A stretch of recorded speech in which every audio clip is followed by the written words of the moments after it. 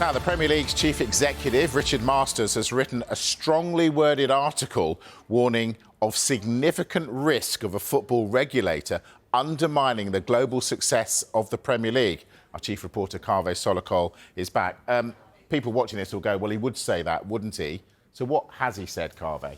Well, look, he's written this article, and I think it reflects how the Premier League feel about the fact that a regulator is being imposed on them by the government. Now, we all know that the regulator is coming in, but the Premier League are still trying to basically get the message out that, one, they don't want a regulator, and two, having a regulator, they feel risks the success of the Premier League.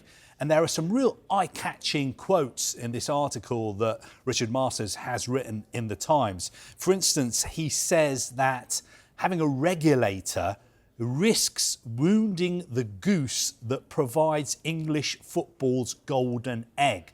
Now, he's referring there to the fact that the Premier League makes so much money. And of course, it makes so much money, but it also distributes a lot of that money to the wider game. Now, the Premier League say that over 3 years, they give away £1.6 billion, 16% of their total revenue.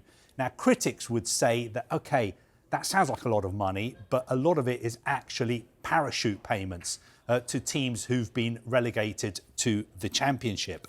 Another quote that really caught my eye is he said it's a risk to bring politics and lobbying into football. Now, I know a lot of supporters welcome the fact that we are going to have a regulator, but quite a few supporters are saying, do we really want politicians to get involved in football? Can I answer that now? Carry on.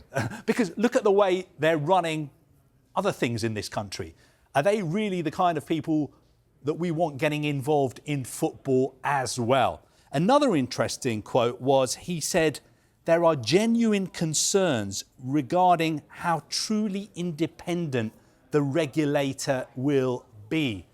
Now, a lot of people refer to this regulator as the independent regulator for football.